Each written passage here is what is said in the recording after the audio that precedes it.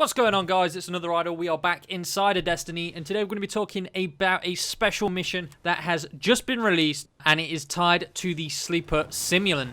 Now, just before we get into the video, you must have collected all of the Dvalin Golden Age relics that are scattered around the world. They drop randomly. They're the little legendary fusion rifles that kind of look like the Pocket Infinity thumbnail. So if you haven't collected all 4 of those, then it seems that this quest is locked out for you. If you have got them, the quest that you want to enter is called the First Firewall. So now we've got that cleared out of the way, let's get into part 1 of this quest.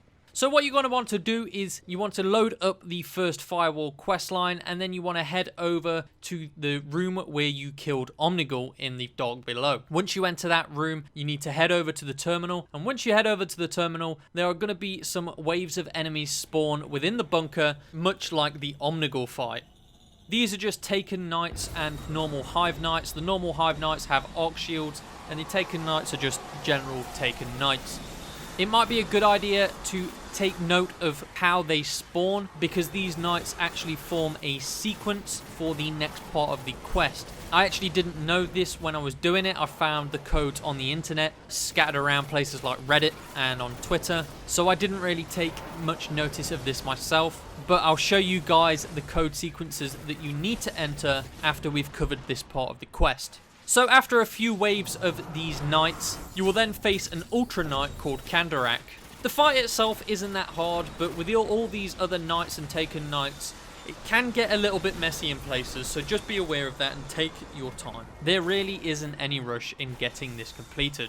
So when you defeat Kandarak, you will receive a Curious Transceiver. Kandarak drops this in one of those little triangular consumable drops, so you'll need to go over to his dead body and pick that up. Once you've picked that up, head over to your inventory and look in your mission slots, and you will see the Curious Transceiver in that slot.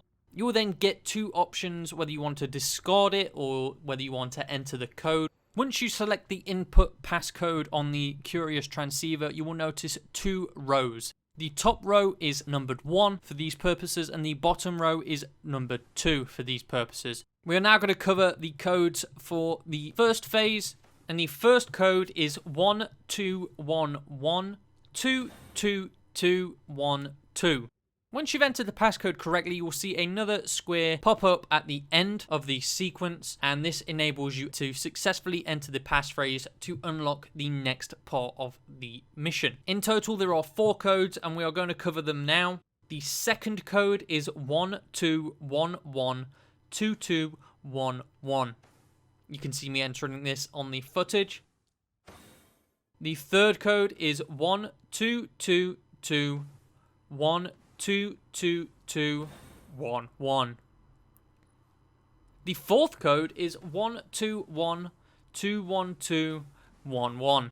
So once you've successfully entered all of those codes, the Curious Transceiver is now set to broadcasting. There is a new mission that pops up on Earth called Shadow Call. This is a solo mission, so don't go in there with a fire team. You need to do this alone, from what I've heard. I did this solo anyway, so I didn't have any adverse effects from doing it within a fire team. But there is something important to note on this mission. There is a 4-minute timer. This is the same mission where you need to head up to the top of the spire for Cade's stash, so you can skip past most of the enemies and get to the circular room where you fight the Shade of Oryx. So once you get into this center room, there is going to be a chest. Once you open the chest, there are going to be 3 wizards that spawn. Once you kill these wizards, you will receive the core. The core is called the IKELOS Fusion Core, and once again, this is inserted into your mission slot. It works in a similar way to the Curious Transceiver, where you have to input codes in order to activate the core itself,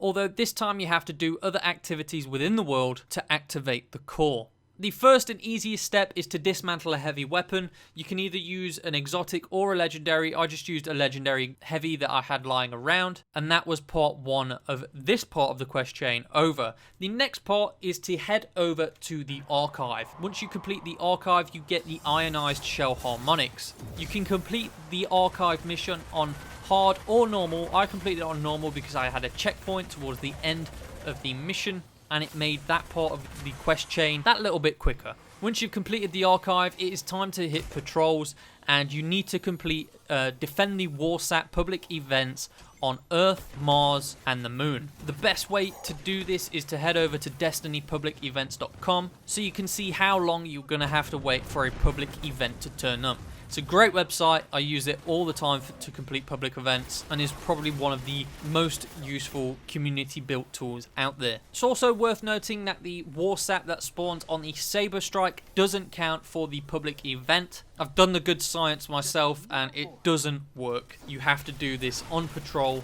on Earth, not in another instance such as a strike. So, once you've collected all of those parts for the core, you've dismantled a heavy weapon, you've done the archive mission on Venus, and you've completed a Defend the Warsat public event on Mars, Earth, and the Moon, head over to the IKELOS fusion core and activate each one of those little squares. Once you've done that, a new square will appear, and that is called Reactivate the Core. Once you select that, the core is reactivated, and the tooltip is all of the components appear to be functioning properly. The fusion core is ready to be restarted. So once you've restarted the core, you will need to head over to the gunsmith, and the gunsmith will greet you with open arms and take that pretty new core right off of you, and then the quest just stops dead. So there's a lot of speculation out there at the moment. We simply don't know how long we're going to have to wait for the gunsmith to call us back. The gunsmith is going to be showing that to the foundries, so if it's anything like the Chaperone quest or the Elder Ciphers, we're probably going to have to wait until the next Arms Day to get the next part of this quest chain. It wouldn't surprise me if that is the case and we have to wait until next Wednesday